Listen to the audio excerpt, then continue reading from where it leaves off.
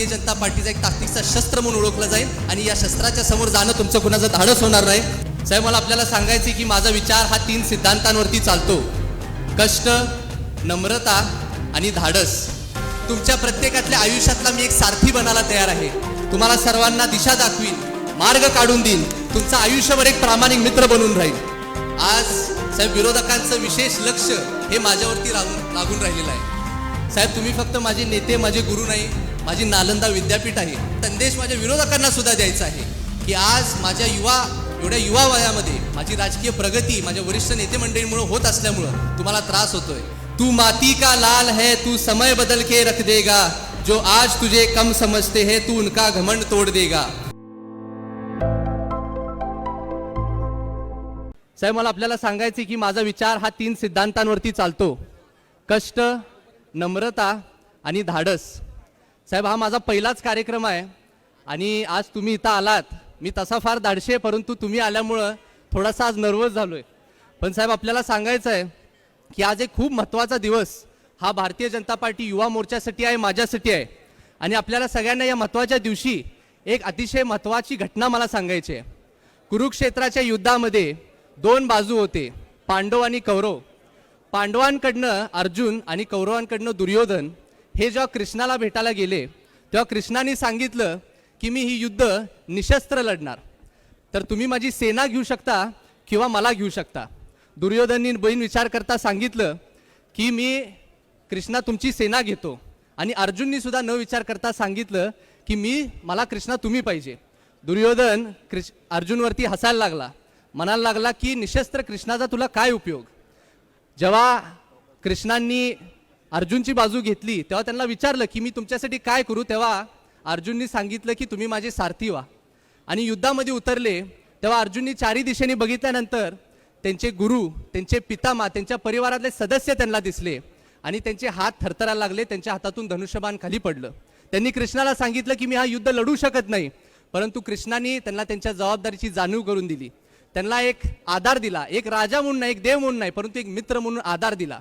एका अंधारात सुद्धा सूर्याची किरण दाखवली आणि परत एकदा अर्जुनमध्ये एक ऊर्जा निर्माण झाली. अर्जुन ते युद्ध लढले आणि विजयी झाले.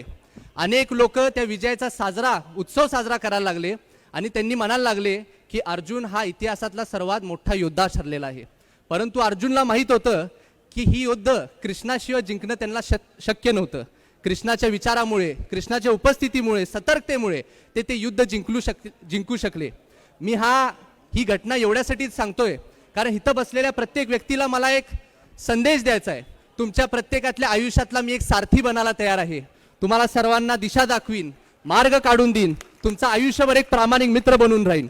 आज युवा शक्ती जागर यात्राची सुरुवात होत आहे आणि आपण सर्वजण भाग्यवान आहे की आपल्याला भारतीय जनता पार्टीचं काम करायला मिळतं.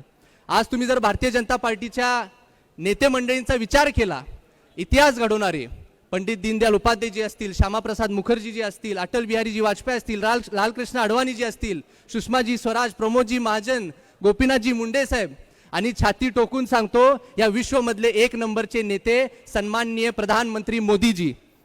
आज आपल्याला सगळ्यांना सांगायचं आहे की आपल्यासाठी सुद्धा एक सुवर्ण काळ आहे, कारण आपलं नेतृत्व हे सन्माननीय मुख्यमंत्री देवेंद्र फडणवीस साहेब करत आहेत. साहेब, तुम्ही फक्त माझे नेते, माझे गुरु नाही, माझी नालंदा विद्यापीठ आहे. कारण साहेब, मी तुमच्याकडे बघून इतक्या गोष्टी शिकतोय. मला ह्या गोष्टीची खात्री आहे की फक्त तुमच्या सानिध्यात वाढत राहिलो तर ह्या आयुष्यात माझ्या कुठलीही जगातली नकारात्मक शक्ती मला थांबवू शकणार नाही. तू वीरों की संतान है, तेरा खून कहानी लिखेगा, हर जंग जो तू लड़ेगा वक्त उसे याद रखेगा. तू माती का लाल है, तू समय बदल के रख देगा, जो आज तुझे कम समझते हैं तू उनका घमंड तोड़ देगा.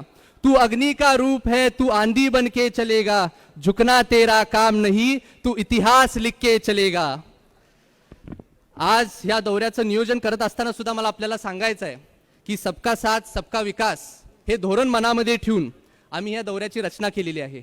मी सर्वप्रथम भारतीय जनता पार्टीचे पदाधिकारी, भारतीय जनता पार्टी युवा मोर्चाचे पदाधिकाऱ्यांचं मनापासून आभार मानतो, कारण त्या सर्वांनी खूप मेहनत घेऊन ह्या दौऱ्याची रचना केलेली आहे.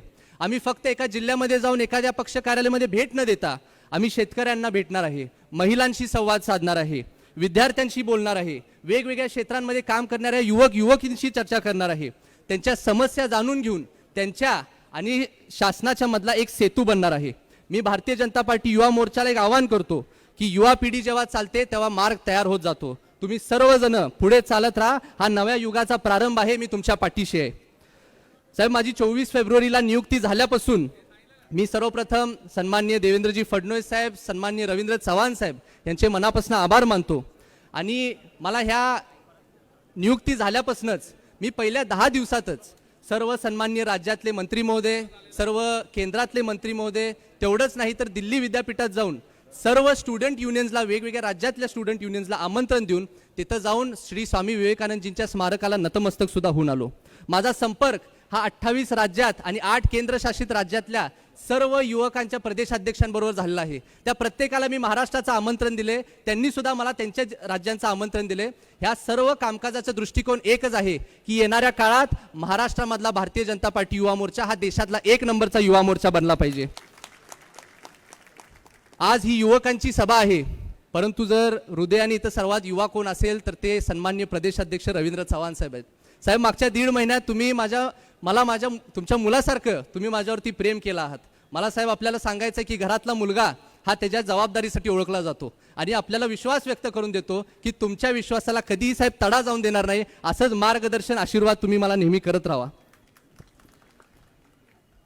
आज 1-2 संदेश सुद्धा मला द्यायचे आहेत. आज साहेब विरोधकांचं विशेष लक्ष हे माझ्यावरती लागून राहिलेलं आहे. मला पहिला संदेश हा माझ्यावरती माझ्या चाहत्यांचा किंवा माझ्यावरती प्रेम करणाऱ्या लोकांना द्यायचा आहे की मी आज त्या राजकीय क्षेत्रामध्ये काम करतोय. तुमची दिशाभूल करणारे अनेक लोक उभा राहतील, माझ्याबद्दल खोट्या बातम्या पसरवतील, परंतु तुम्ही त्या बातम्यांना बळी पडू नका. मी आजपर्यंत जे काय केले, जे काय मिळवले ते तुमचं प्रेम, माझं प्रेम देऊन मिळवलं आहे. त्याचबरोबर एक संदेश माझ्या विरोधकांना सुद्धा द्यायचा आहे की आज माझ्या एवढ्या युवा वयामध्ये माझी राजकीय प्रगती माझ्या वरिष्ठ नेते मंडळींमुळे होत असल्यामुळं तुम्हाला त्रास होतोय, परंतु माझा विरोध कितपत करायचा ह्या गोष्टीचा सुद्धा आपण सर्वांनी विचार करावा. कारण येणाऱ्या काळात मी भारतीय जनता पार्टीचा, जेव्हा मी माझ्या राजकीय शिखरावरती असेन, भारतीय जनता पार्टीचा एक ताकदीचा शस्त्र म्हणून ओळखलं जाईल आणि या शस्त्राच्या समोर जाणं तुमचं कुणाचं धाडस होणार नाही.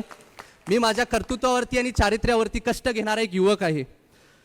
मला अनेक लोकांनी सांगितलं की तुम्हाला चांगली संधी मिळाली आहे, मोठी संधी मिळाली आहे, परंतु तुम्हाला सर्वांना सांगायचं आहे की मला ह्या संधीचं सोनं नाही, माझं सोनं तर सगळे तुम्ही जण आहात आणि तुम्हाला जपण्यासाठी मी काही करीन. मी, माझे आई वडील, माझे गुरु सर्वांनी मला आशीर्वाद दिल्याबद्दल त्यांच्याप्रती कृतज्ञता व्यक्त करतो. आविष्कार इन्फ्रा तुम्हाला देत आहे विविध लोकेशन्सवर NA प्लॉट्स आणि प्राईम फ्लॅट्सचे प्रोजेक्ट्स. नंदिनी जाधव नगर, शांत निवांत कोल्हापुरात घर म्हणजेच नंदिनी जाधव नगर. मल्हार रामगिरी, तुमच्या स्वप्नातील बंगल्याची पहिली पायरी. मल्हार रामगिरी हातकणंगले. पॅनोरमा हिल्स आंबा, सह्याद्रीच्या कुशीत निसर्गाच्या सानिध्यात तुमचं स्वतःचं फार्म हाऊस. पद्मविरा सिटी जयसिंगपूर, एक आधुनिक लाईफस्टाईल देणारा 1 and 2 BHK होम्सचा प्रोजेक्ट.